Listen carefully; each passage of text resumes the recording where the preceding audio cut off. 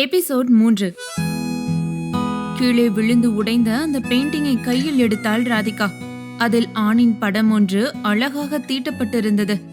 அதை ரசனையுடன் பார்த்தவள், அக்ஷயா, இது யாரு, உன்னோட பாய் ஃப்ரெண்டா? பாக்குறக்கே ரொம்ப அழகா இருக்கான் என ராதிகா சொன்னதுதான் தாமதம். உடனே அக்ஷயாவின் விழிகளில் கண்ணீர் துளிகள் பெருகியது. ராதிகா எதுவும் புரியாமல் விழிக்க வேகமாக அந்த ஓவியத்தை வாங்கி கொண்டாள் அக்ஷயா. இது என்னோட அப்பா. விவரம் தெரிஞ்சு நான் அவரை லாஸ்டா பார்க்கும்போது அவர் இப்படிதான் இருந்தாரு. எனக்குன்னு இருக்கிற ஒரே ஒரு பொக்கிஷம். வார்த்தைகளில் வலியை தேக்கி சொன்னவள் அந்த ஓவியத்தை நெஞ்சோடு அணைத்து கொண்டாள். அக்ஷயாவின் இந்த வார்த்தைகளை கண்டதும் ராதிகாவிற்கு என்னமோ போல ஆனது. சாரி அக்ஷயா, நான் தெரியாம உன்னை ஹர்ட் பண்ணிட்டேன். உள்வாங்கிய குரலில் ராதிகா சொல்லவும் அப்பொழுதே கண்ணீரை துடைத்து கொண்டவள், சச்ச, அந்த மாதிரி எதுவும் இல்லக்கா. ஒரு ஃபீல்ல எமோஷனல் ஆயிட்டேன். Now I'm good. இல்லாத சிரிப்பை வளர்த்து கொண்டு நிலைமையை சமாளித்து விட்டாள் அக்ஷயா. அப்பொழுது, அக்ஷயா, உனக்கு பெயிண்டிங்லாம் இன்ட்ரெஸ்ட் இருக்கா? சற்று தயக்கமாய் ராதிகா கேட்கவும் ஹாம் என்று தலையசைத்தவள், என்னோட ப்ரொஃபஷனலே இதுதான். நான் ஒரு ஆர்டிஸ்ட். கையில் இருந்த ஓவியத்தை அவள் வருடிக்கொண்டே சொல்லவும் அப்பொழுது ராதிகாவின் நினைவில் ஏதோ ஒரு விஷயம் எட்டியது. நேத்து கூட ஏதோ ஒரு ஆர்ட் எக்ஸிபிஷன் நடந்தது தானே? அந்த எக்ஸிபிஷன்ல நீயும் பார்ட்டிசிபேட் பண்ணி அக்ஷயா? அது அங்க போகும்போதுதான் நந்துக்குட்டி ரோட்ல வண்டியை பார்க்காம வந்துட்டா. ஹாஸ்பிட்டலுக்கு வந்தனால நேரம் மிஸ் ஆயிடுச்சு. அச்சோ, அப்ப நீ அதை மிஸ் பண்ணிட்டியா? ஆமாக்கா, மிஸ் பண்ணிட்டேன். இருந்தாலும் பரவாயில்ல, வேறொரு ஆர்ட் எக்ஸிபிஷன் நடக்கத்தான் போகுது.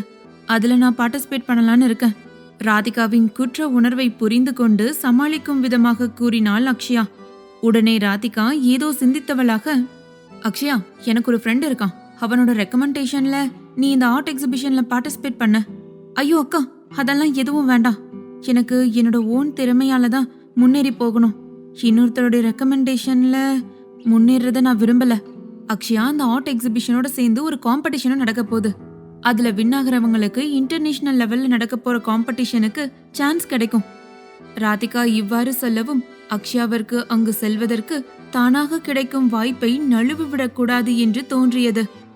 சொல்ல போனால் இன்டர்நேஷனல் லெவலில் நடக்கும் ஆர்ட் காம்படிஷனில் பங்கு பெறுவதுதான் அக்ஷயாவுடைய கனவு என்று கூட சொல்லலாம். அப்படி இருக்கையில் இப்படி ஒரு அருமையான வாய்ப்பை அவள் தவறவிட எண்ணவில்லை. உடனடியாக ராதிகாவிடம் அவளுடைய தோழனின் அட்ரஸை வாங்கி கொண்டாள். அக்ஷயா, பொதுவா அவன் யாருக்குமே ரெக்கமெண்ட் பண்ண மாட்டான். ஆனா என்னோட பேரை சொல்லி நான் தான் உன்னை அனுப்புனேன்னு சொல்லு, நிச்சயமா உனக்கு உதவி பண்ணுவான். அவனோட ரெக்கமெண்டேஷன்ல உள்ள போனவங்க யாருமே தோத்ததா சரித்திரமே இல்ல என தன்னுடைய தோழனை பற்றி ராதிகா பெருமையாக சொல்லவும் அடுத்த கொஞ்ச நேரத்திலேயே இருவரும் விடைபெற்று கிளம்பினார்கள். சாயங்கால நேரத்தில் ரூபினி அரியர் எக்ஸாமை முடித்துவிட்டு வீடு வந்திட அப்பொழுது அக்ஷயாவின் முகத்தில் இருந்த சந்தோஷத்தை கண்டு சந்தேகமாக புருவம் நெறித்தாள். அக்கா, என்னைக்கும் இல்லாத திருநாளா உன்னோட முகத்துல இவ்ளோ சந்தோஷம் தெரியுதே, என்ன விஷயம்? ரூபினி அப்படி கேட்டதும் பாய்ந்து வந்து தன் சகோதரியை அணைத்து கொண்டவள் இன்று ராதிகாவை சந்தித்ததிலிருந்து அவர் உதவி செய்தது வரை அனைத்தையும் தெரிவித்தாள். அப்போ இன்டர்நேஷனல் லெவல்ல நீ பார்ட்டிசிபேட் பண்ண போறியாக்கா? பாத்தியா, ஆண்டவன் ஒரு கதவை மூடினா இன்னொரு கதவை திறப்பாருன்னு சொல்றது நிஜமாயிடுச்சு. குஷியில் அக்காவுடன் சேர்ந்து குதிக்க ஆரம்பித்தாள் ரூபினி. அப்பொழுது, ரூபி, முதல்ல நான் எக்ஸிபிஷன்ல ஜாயின் பண்றேன். அதுக்கப்புறம் இன்டர்நேஷனல் லெவலை பத்தி பாத்துக்கலாம். செலக்ட் ஆகிறதுக்கு முன்னாடியே இப்படி குதிக்க வேண்டாம். தீர்க்கமான முடிவுக்கு வந்தவள் பின் அவனை பார்ப்பதற்காக கிளம்ப ஆரம்பித்தாள். அக்கா, ஆல் தி பெஸ்ட். அக்காவை கட்டி அணைத்து புன்னகை முகத்துடன் கூறியவள் பின் விடை கொடுத்து அனுப்பி வைத்தாள்.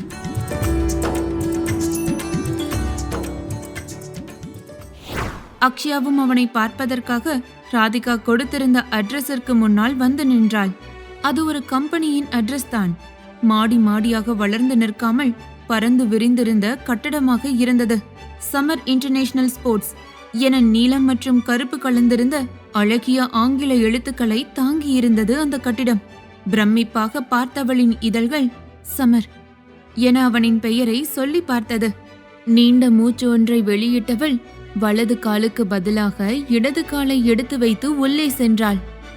நான் ஸ்போர்ட்ஸ் டீமுக்கு ஸ்பான்சர் பண்றவரை பார்க்கணும். ரிசப்ஷனில் இவ்வாறு சொன்னவள் உடனே அவளிடம் இருந்த கார்டை அவளிடம் கொடுத்தாள். அதை வாங்கி பார்த்தவர், மேடம், இதெல்லாம் வச்சுக்கிட்டு சாரை மீட் பண்ண முடியாது. அப்பாயின்மெண்ட் இல்லைன்னா மீட் பண்ண முடியாது. அந்த கார்டை அக்ஷயாவிடமே திருப்பி கொடுத்தார் அந்த ரிசப்ஷனிஸ்ட். இங்க பாருங்க, ராதிகான்னு ஒருத்தர் தான் என்னை இங்க அனுப்பி வச்சாங்க. உங்க சாரு கிட்ட சொல்லுங்க. சாரி மேடம், ஒர்க்கிங் டைம்ல அப்பாயின்மெண்ட் இல்லாம சாரை மீட் பண்ண முடியாது. மேபி நீங்க வெயிட் பண்ணுங்க. ஒர்க்கிங் டைம் முடிஞ்சதுக்கு அப்புறம் சாரை மீட் பண்றதுக்கு சான்ஸ் கிடைக்கும். ஒரு அரிய வாய்ப்பை அந்த ரிசப்ஷன் சொல்லவும் அக்ஷயாவும் வாட்சில் நேரத்தை பார்த்தாள். சரியாக 3/4 மணி நேரம்தான் இருந்தது. அதனால் லாபியில் காத்திருக்க தொடங்கினாள். 3/4 மணி நேரம் கடந்திருக்க எந்த பலனும் இல்லாமல் போனது. உடனே ரிசப்ஷனில் விசாரிப்பதற்காக வந்துடும் நேரத்தில் எதிர்பாராத விதமாக ஒரு ஆணின் மீது இடித்து விழப்போனாள். அப்பொழுது அக்ஷயாவின் இடையை பிடித்து அவளை தாங்கி நிற்க வைத்தான் அந்த ஆண்மகன். யார் என அவள் விழிவிரித்து அவனை பார்க்க அவனின் விழிகளோ அக்ஷயாவின் முகத்தை தான் ஆராய்ச்சி பார்வை பார்த்து கொண்டிருந்தது. அதில் பெண்ணுக்கே உரித்தான கூச்சம் பெற்றவள் இடையில் இருந்த அவனின் கையை தட்டிவிட்டு விலகி தன்னிலை சமன் செய்தாள்.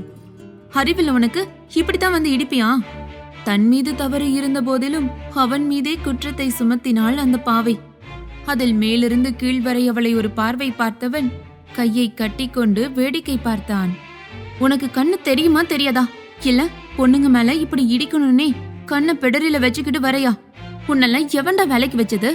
கண்மூடித்தனமாக அவனை திட்ட ஆரம்பித்தாள் அக்ஷயா. அப்பொழுது வேகமாக ரிசப்ஷனில் நின்று கொண்டிருந்த பெண் ஒருத்தி வேகமாய் அக்ஷயாவின் அருகில் ஓடி வந்தாள். மேடம், நீங்க இவ்வளவு நேரமா இவருக்காகத்தான் வெயிட் பண்ணீங்க. இவர்தான் ஸ்போர்ட்ஸ் டீமுக்கு இன்வெஸ்ட் பண்றவரு. கொஞ்சம் வாய் அடக்கிக்கிட்டு பார்த்து பேசுங்க. அக்ஷயாவின் காதோரம் அந்த பெண் முணுமுணுக்கவும் சட்டென்று அக்ஷயா நாக்கை கடித்து கொண்டாள். சமர் அந்த பெண்ணை போகுமாறு கண்ணசைவு காட்டவும் அந்த பெண்ணும் சரி என்று அவ்விடத்திலிருந்து சென்றாள். லாபியில் கிடந்த சோஃபாவில் வந்தமர்ந்தான் சமர். அக்ஷயா தயக்கத்துடன் நிற்க, திட்டும்போது இருந்த தைரியம் இப்ப இல்லையா? கேலியாக சொன்னவன் அவளை அமரும்படி கண்ணசைவு செய்தான். அக்ஷயாவும் சமாளிக்கும் சிரிப்பை உதிர்த்துவிட்டு அவனுக்கு எதிரே வந்தமர்ந்தாள். எதுக்கு என்ன பார்க்க 3/4 மணி நேரமா வெயிட் பண்ணிட்டு இருக்கேன்னு நான் தெரிஞ்சுக்கலாமா? கம்பீரமான குரலில் அவன் கேட்க, அடப்பாவி, அப்ப நான் வெயிட் பண்ணிட்டு இருக்கிறது தெரிஞ்சிருந்துமா இவன் என்ன வெயிட் பண்ண வச்சான்? மனதோடு அக்ஷயா நினைத்திடும் நேரத்தில், ஹலோ, உன்னதான் எதுக்காக என்ன பார்க்க வந்திருக்கன்னு நான் தெரிஞ்சுக்கலாமா? அது வார்த்தைகள் வராமல் வார்த்தைகளை இழுத்து சொல்ல வந்ததை சொல்ல முடியாமல் தவித்தாள். அவளின் இந்த செயலில் சமரின் இதழ்கள் லேசாக புன்னகை சிந்தியது.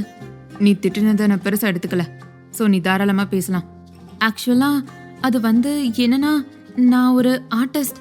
உங்களை பார்க்க சொல்லி ராதிகான்னு ஒருத்தர் தான் அனுப்பி வச்சாங்க. அவங்களோட பேரை சொன்னாவே உங்களுக்கு தெரியும்னு சொன்னாங்க. ராதிகா என்னோட ஃப்ரெண்டு தான். என்ன விஷயமா என்ன பார்க்க வந்தேன்னு சுத்தி வளைக்காம நேரடியா சொல்லு.